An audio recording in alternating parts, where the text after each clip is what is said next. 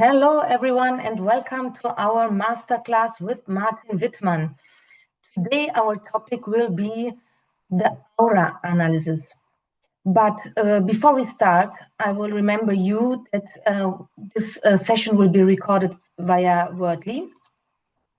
So I will share with you my screen to show you the QR code and the link.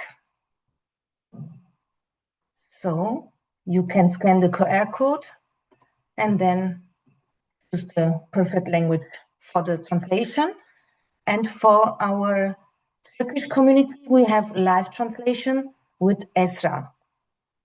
So now it's time to start and call our Chief Product Officer, Mr. Martin Wittmann. Hello, Martin. Hello. So now you can start. Okay, thanks a lot. So let's dive into the Aura module. So, the Aura module is really one of the, let's say, cornerstones of Healy World, and it also took a long time to actually bring it to the status that it is in right now. I remember that we had a base database with, let's say, chakra specific databases, and that's also the most important thing to understand about the aura analysis, that all the databases that are behind are chakra specific, those, so they are really aligned with what is let's say connected to the certain chakra that we will also see later. And then I basically reworked those single entries to also put a very let's say a powerful intention.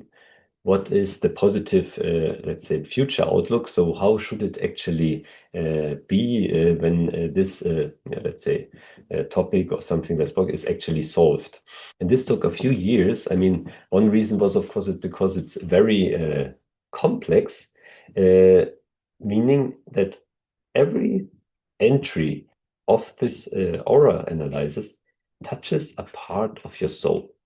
So if you have, of course, some unresolved issues in your, let's say, personality that everyone has, then you will struggle for some of those entries to really formulate them in the right way, to really bring out the positive message. And it's also some kind of a development that you go through if you work through all those entries. And I did this with my wife together, actually. And as you know, if you are partners, you usually have let's say not complete, but usually very different way of solving the same thing. So there are always several answers to a question, and some of them are, let's say, better, some of them are not so good, and some of them are just a different shade of the same thing. So it was really difficult to align with her on the real essence of what we wanted to actually convey in this solution for whatever entry we worked on. But as it was finished, I think the result is quite good. So let's dive into the details. So first of all, a short notice, and then the aura analysis in the HealAdvisor Analyse app. So the most important thing is, of course, those aura and chakra teachings are nothing that is new or someone came up with in the last 10 years or something. Those chakra teachings are hundreds, thousands of years old. And they, of course, also were used by the Hopi, by the Inca, Maya, all those cultures. They already knew that knowledge about those chakras that are basically mediators between the physical body and the eternal body. So you can imagine them as a representation of something that is related to some physical things, that are related to some organs, that are related to some emotions, feelings. So they are representing a certain amount of things that are not, let's say, going as they should, concentrated in one of 7 chakras. And also other religions even, and as Buddhism or Hinduism also incorporate those chakra teachings. And of course, you have lots of body work that resulted out of those chakra teachings, like yoga, Tai Chi, and also Ayurveda and TCM and spiritual healing techniques. They also all refer back to those teachings. So I think that is something you always need to take into account, that it's ancient knowledge that we are talking about. So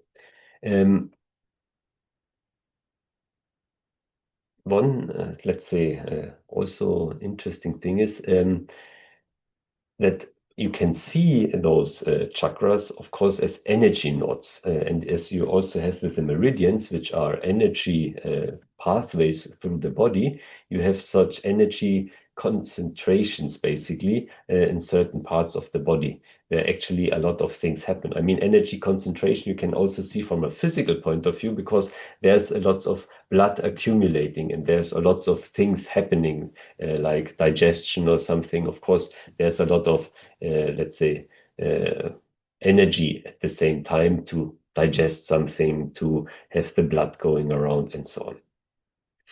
And now let's dive a little deeper into the single chakras. So one of them is, of course, the crown chakra. And that's the first one in this, let's say, head area, or even above the head. And it's slightly violet, and it stands for cosmic openness and the connection to the collective consciousness. And I always also like to think of it as your connection to your higher vision, to your divine vision, or to your divine, let's say, a plan for your life also. So if you're connected to this, you always basically go into the right direction. You always follow the right path, and make decisions out of, let's say, a higher knowledge, rather than out of anger or out of neediness or something like that. Then we have the forehead chakra, which is the third eye, and this stands for intuition. So that's also something that we tend to neglect in our high technical world, that your intuition and your spiritual perception is really something that opens you the door to things that actually follow your vision of your life, or to enable you to follow the vision of your life. So your intuition is very important.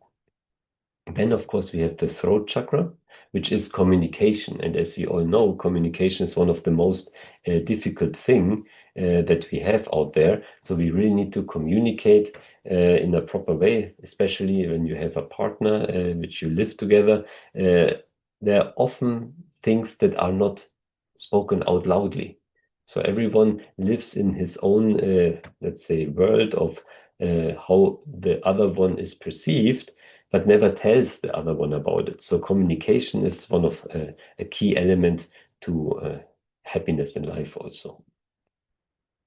Then the heart chakra, which is willpower and courage. You always have also, I like to think of it with the saying that people have a big heart. So they are really like, not taking everything from themselves, but also giving something, and helping people, and so on. Of course, it's respectful actions and interactions. So I think that is something that I always relate with the heart chakra. Then the solar plexus chakra is, of course, also important. It's lightness, letting go. And we all know that it's in the region of the stomach. And if you're like, holding on to something is stressing you, you're always thinking, you might get also issues with your stomach. So if you feel lightness in your stomach, that's something really nice. Then the sacral chakra, which stands for love and joy and humor. Also, I mean, life without those things is completely sad. Let's put it like that. The root chakra, which is also the last chakra, and in this, let's say, counting the first chakra, of course, and it stands for family, spirit, richness. And for me, it is always like that your roots that you have from your family. So something that actually grounds you in this world, that basically nourishes you in this world. And I think that is always something that we should keep in mind, to be grounded. So no matter how, let's say, crazy things are, how much money you earn, how important you think you are, you should always be somehow grounded, because we are all humans, we are all having the same things to deal with. So if you're grounded in your family and you have your roots, that you can basically have your let's say, confidence that someone is there that always cares for you. I think that's something that also is quite important for the root chakra. So now quite interesting is the application that we basically have. So how does it actually work? So it's basically a simple, quick and visual way to analyze and harmonize the bioenergetic state in the information field. So what we basically do is we analyze the energy of the single chakras in the information field to improve, of course, our bioenergetic state. You can do that for yourself, for others. There are also clients in the software. And they are, of course, a key to inner and outer balance of a person. So if we basically have all chakras with a high energy, usually you're balanced inside, you're balanced outside. And of course, the ultimate goal is also to find what is basically causing an imbalance, and then seeing how you can harmonize that, how can you improve in this direction. And this positive information patterns that you then find, you of course can use to understand, reflect on, and of course send into the information field as a positive push. Now, as I already said, we are analyzing the energy of the chakras in the information field. And what we also chose is a visual representation, that you have those chakras basically also in the app in a very nice illustration, that you see immediately, okay, which chakra is high, which chakra is low, and so on. And during the analyze, the focus is placed, of course, on the energy field of the person. And the bigger, of course, the color is, so the bigger the chakra is, the more energy it actually has. So, and in this app, of course, if you have a chakra with a low energy, then we do a deeper analysis. You can also choose how many chakras are there, and then we basically can go a little deeper and have exactly the positive information that we need to improve. And as I already told, it's topic-specific databases. So every chakra has a certain, let's say, scope, as we already saw, as when I talked about the single chakras, and related to those things, there are very specific entries. And we use, as a standard focus, we use my aura is strong and stable. And before you do an analysis, of course, you should always have maybe also additional focus, but be in a mindset of receiving in gratitude. So I always imagine, okay, this analysis will give me the positive information that I need to improve wherever I want to improve in, so in a future positive state. And what I think then is that I'm already grateful that I will get there, and that I'm grateful that I will get this information that helps me. So this is basically what is then this receiving in gratitude feeling that you create when you do the analysis. And of course, we go into a practical example. So here we have how it looks like from a graphical representation. And then here the single chakras, and you see the percentage, and you see here, for example, the Wurzel chakra, which is the root chakra, has the lowest energy. And here you have basically also one entry of the root chakra database. That is the most important one, or the one with the highest relevance. And here it is an English translation also. So I want to deep dive in one of those topics. And the first entry here is: the person has experienced extortion and control through motherly love. And of course, I did this analysis when I prepared this presentation years ago for myself. And of course, it's very true. My mother was very strict. So she was very, very strict to herself. And of course, when you're strict to yourself, you usually also are strict to other people. So you have very high standards for yourself, what to do, what not to do, and you apply those standards to everyone else.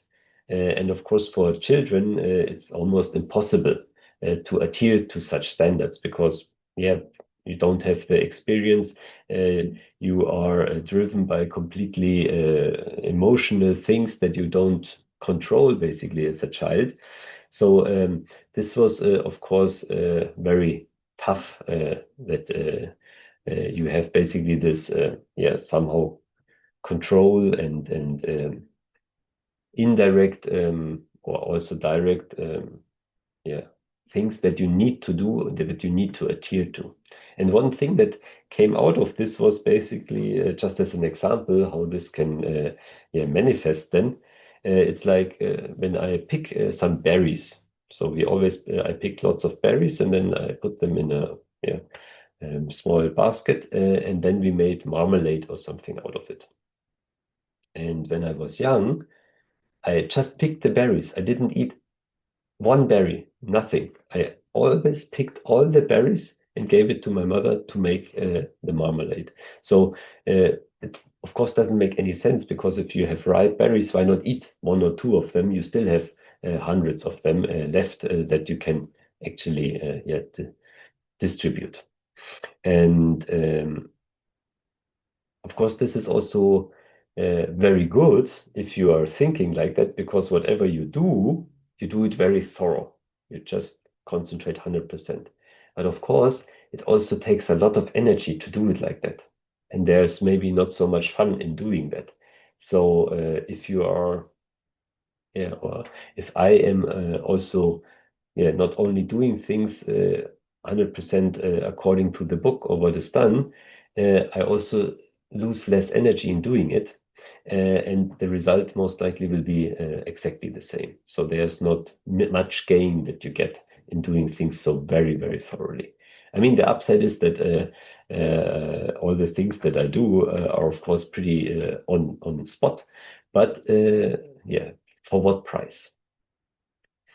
And what you should do when you have such a topic and you do an analysis and you read through those topics, and then you should allow yourself to reflect on those topics.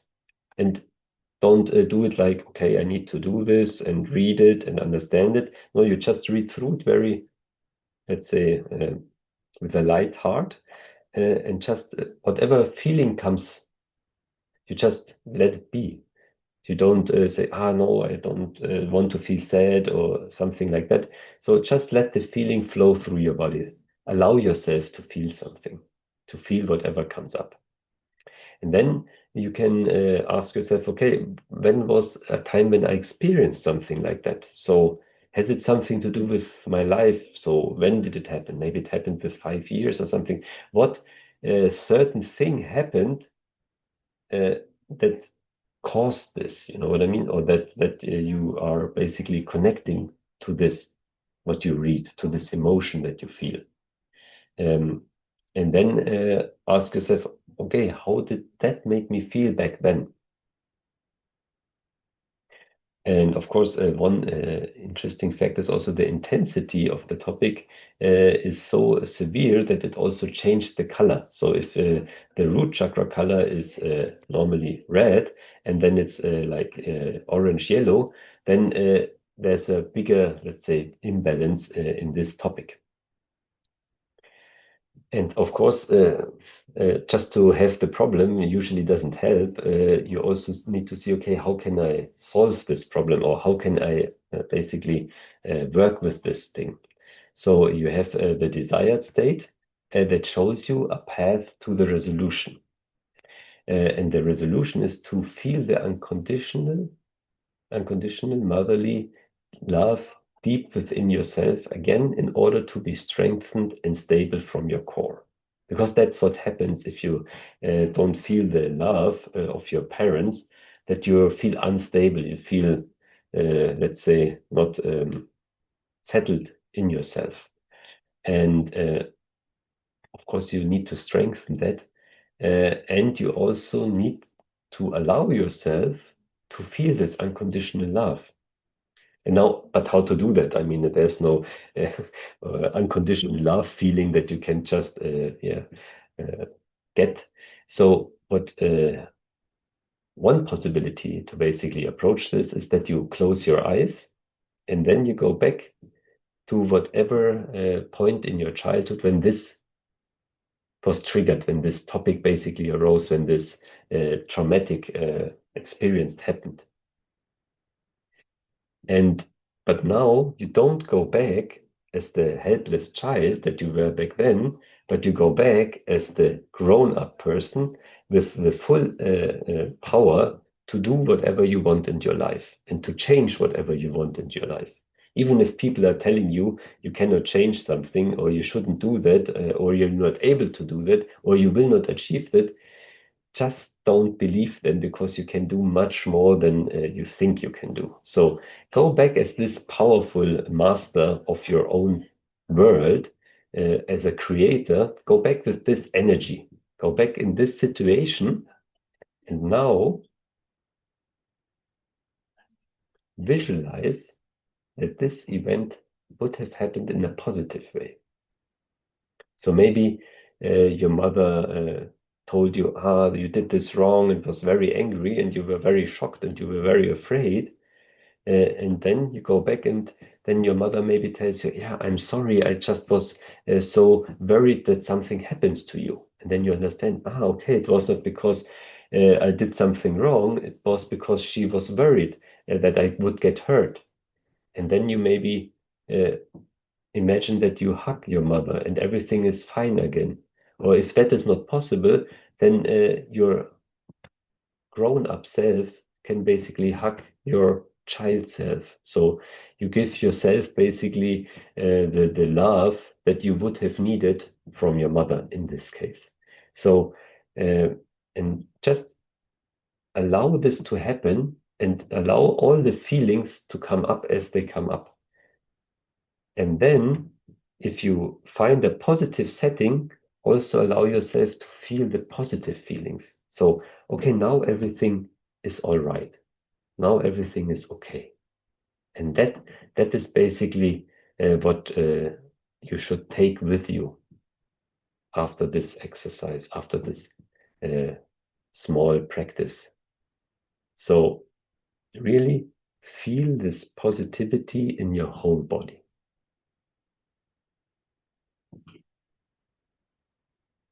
And then open your eyes. Practical advice, of course. So you need to free yourself from the concept of guilt during such a visualization, because we are always told that someone it's your fault and you did something wrong and so on. But if you look behind the curtain, everyone does something wrong. No one is perfect. Everyone has his flaws or her flaws. So there's no possibility to actually be perfect in this world as a normal human being.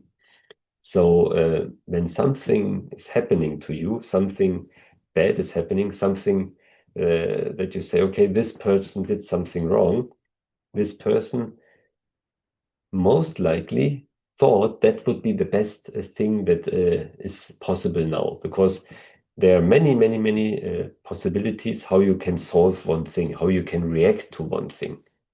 And of course, you're deciding this in a split second. And maybe it's not the best decision. Maybe it's not the best thing to do it exactly like you did it. But that's the best thing you were able to do it in this situation. Since we're humans, that's the best we can do. And if we understand that we are not perfect and not everyone else is not perfect, and it's not done because people are initially bad from the core, it's just nothing better that they could do in this moment. And then you free yourself of this concept of guilt. It's just a normal thing that's happening. No one is perfect. And if you free yourself of this guilt, then you can understand that everyone has certain reasons to do something, if it's good, if it's bad. And of course, you're also able to forgive people, because that's one of the most powerful things you can get is forgiveness. And what you also can give to forgive people. And if you understand that this concept of guilt is not helping you to get whole again, then you're also able to get rid of this concept and forgive people from the bottom of your heart. And that is very important, to actually get rid of those emotional blockages that drain so much energy over the years.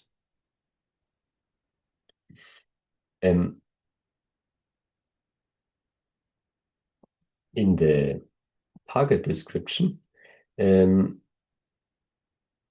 of course always the positive information, so a positive affirmation. And if you basically send this information into the information field, you will see that the current state is not there anymore, just the target state is there. And this is basically only the positive information that you send into the information field. That is also very important to know. If you do such a visualization and you're done with it and you have this positive feeling, then I would recommend you do the vibration of the positive information for about 1 minute into the information field. And what you need to understand is, if you do a harmonization in the information field, usually, not usually, your emotional connection while doing so also plays a big role.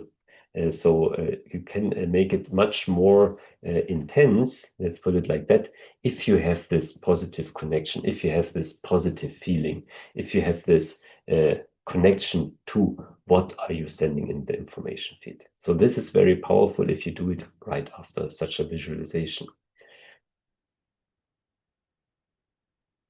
And then, of course, it strengthens also the new reality that you now want to establish for yourself in the information field. And of course, one very good advice that I got from Sabine Weber, who also created lots of information field databases, and she was a very gifted therapist.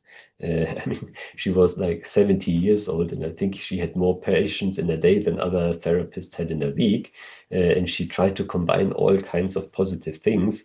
And one of them was also information field harmonization. And she told me, and she always had also very practical advice. And what she told me is simply put yourself over above all the things that happened, that you get a certain distance from them, and then bless whatever happened. Because it made you to the great person that you are now. So all the experience in your life basically gave you all the puzzle pieces that build your character, that build your inner core. And if it's bad or good, doesn't matter. Both basically help you to be the best version of yourself. And that is what you can then basically bless, that you can have a gratitude for. And that is very powerful. Try this if you're really desperate and sad, or something is not happening. Try to bless the things emotionally, put yourself above those things, and then see what happens. Of course, there are more entries. We just talked about one. You can do the same, of course, for every entry, but only as many entries as you feel comfortable with. So as your intuition tells you, okay, that's something I want to look into. So it's definitely not about the quantity. So yeah, I did every single entry, very good. No, it's always about the quality of the feeling that you have when you do such things. So if you have a positive feeling and the quality of the change inside you is actually something good, that's worth much more than to mechanically go through every entry. So I can only wish all of you the best luck on your way to inner peace and inner strength. Thank you. Thank you, Martin. Thank you very much. And I wish you all a very nice and sunny weekend. See you next month. Thank you. Thank Bye-bye. you. Bye.